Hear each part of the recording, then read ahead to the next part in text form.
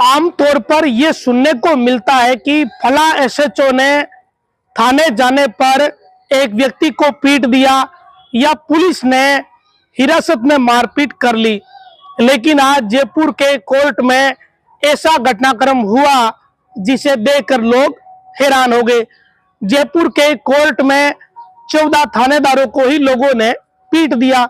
इस कारण पीटा क्योंकि वो पेपर लीक के मामलों में लिप्त पाए गए। दरअसल हुआ क्या कि जिन 14 ट्रेनी थानेदारों को एसओजी ने गिरफ्तार किया है, उन्हें आज पहले मेडिकल के लिए एसओजी ले गई और उसके बाद कोर्ट में पेश किया।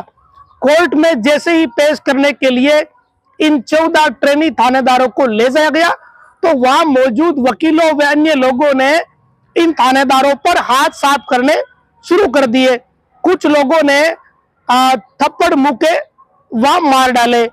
कईयों के पीछे गुद्दी में पड़ गई, कईयों के गाल पर पड़ गई, कईयों के पीठ पर पड़ गई, लेकिन कई थानेदारों के एक एक दो पड़ गई। ये अजीब बात है। वैसे तो आमतौर पे हम लोग यही सुनते हैं कि पुलिस ने हिरासत में पीट दिया या पुलिस ने प्रदर्शन के दौरान लोगों को पीट दिया, लेकिन ये चौंकाने वाली बात जरूर है कि लोगों में या वकीलों में इतनी हिम्मत है कि वो थानेदारों को उन पर हाथ साफ कर रहे हैं। लेकिन ये परिस्थितियां क्यों बनी, इसके पीछे भी कह सकते हैं कि वाजिब सा कारण है। कारण ये कि युवा कई सालों तक मेहनत करते हैं, नौकरियों में नंबर नहीं आता, लेकिन ये 25-30 लाख रुपए, कोई 10 लाख रुपए, कोई 50 लाख रुपए में थानेदार बन जाते हैं। तो लोगों की मारवाड़ी में कहे तो आंतरी तो जलेगी, और जिन लोगों का कलेजा जल रहा होगा या जिन्हें बुरा लग रहा होगा उन्हें ये मौका मिल गया और हाथ साफ कर लिए। या जिन लोगों की आंतरी जल रही थी उन लोगों के बिहाफ पे वकीलों ने हाथ साफ कर लिए। लेकिन जो भी हुआ वो हुआ इसी कारण क्योंकि लोग पेपर लीक माफिया से और पेपर लीक के कारण जो लोग नौकरियां लग रहे उनसे इतने आहत है, इतने परेशान है कि ये परिस्थितियां बन रही है कि जब ट्रेनी थानेदारों को कोर्ट में ले जाया जाता है तो जनता और वकील उन्हें पीटते हैं। ये परिस्थितियां सिर्फ इसी कारण है क्योंकि लोगों को ऐसा लगता है कि इन 14 जनों ने युवाओं के साथ छल किया है, धोखाधड़ी करी है। इन जैसे लोगों के कारण ही जो पेपर लीक जैसी घटनाएं हुई, उसकी वजह से योग्य लोग पुलिस में भर्ती नहीं हो पाते। अब आप एक कल्पना करिए, अगर ये 14 लोग या इनके जैसे और भी लोग अभी निकलेंगे, ये अगर थानेदार बन जाते, जिन्होंने किसी ने 30 लाख रुपए लगाए, किसी ने 35 लाख लगाए, किसी ने 10 लाख लगाए, तो इनसे क्या उम्मीद की जा सकती है कि ये पब्लिक के साथ कोई न्याय करते क्या? इनका पहला लक्ष्य सिंपल बात है, यही रहता कि पहले तो वो पैसे बंटोरे जाए ब्याज सहित। और सब ये जानते हैं कि शुरुआत की 2-3 साल फील्ड पोस्टिंग मुश्किल होती है, फिर वो प्रोबेशन टाइम होता है, लेकिन जब इन्हें थानेदार बनने का मौका मिलता है तब तक करीब 3.5-4 साल हो जाते हैं।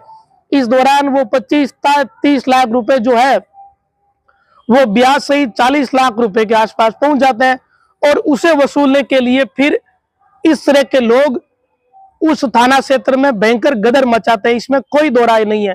फिर लूट खसोट होती है, घूम फिरकर परेशान पब्लिक ही होती है। देखिए कितनी गंभीर बात है। पहले तो ये लोग पैसों के बूते बेरोजगार युवाओं का हक छीनते हैं, योग्य लोग भर्ती नहीं हो पाते, फिर ये लोग थानेदार बनते हैं, फिर पब्लिक का ये लोग शोषण करते हैं। जो जिसे न्याय मिलना चाहिए उसे न्याय मिलता नहीं, आरोपी पक्ष को ये लोग रिहाई देते हैं, तभी जाके पैसे मिलते होंगे, अन्यथा कौन पैसे देता है। लेकिन आज कम से कम लोगों ने वहां हाथ साफ कर लिए और उसके बाद एसओजी बड़ी मुश्किल से उन्हें बचाकर कोर्ट में ले गई। कोर्ट ने उनको रिमांड पर भेज दिया।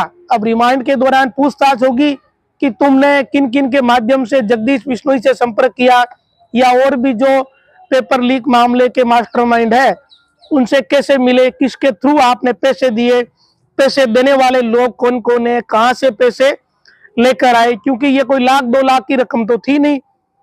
किसी ने 10-15 लाख दिए होंगे, किसी ने 20 लाख दिए होंगे।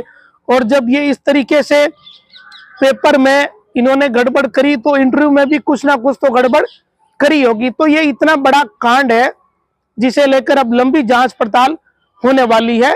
अभी कई और जो ट्रेनी एसएचओ है, थानेदार है, वो गिरफ्तार हो सकते हैं, कोई बड़ी बात नहीं है। राजस्थान के इतिहास में ये पहली बार ही हुआ है कि जब ट्रेनिंग करने वाले एक साथ 14 थानेदारों को इस तरीके से गिरफ्तार किया हो। एक तरीके से ये इतिहास में दर्ज होने वाली घटना हो गई।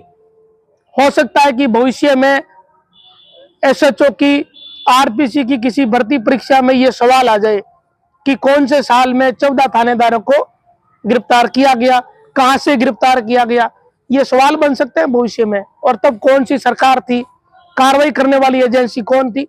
तो ये तमाम परिस्थितियां, भविष्य के ये सवाल होंगे जो प्रतियोगी परीक्षाओं में छात्रों के काम आएंगे। और राजस्थान के इतिहास में ये बुरा इतिहास दर्ज हुआ है कि इस तरीके से राजस्थान में पेपर माफिया ने इतना बड़ा कांड किया कि 14 थानेदार फर्जी बन गए और उन्हें गिरफ्तार करना पड़ा। अब कितने और निकलेंगे ये भी, अगर किरोड़ी लाल मीणा वाले बयान को सही माने तभी तो बहुत सारे बेटे हैं। तो धीरे धीरे ऐसा लगता है कि इन सब की गिरफ्तारी हो जाएगी।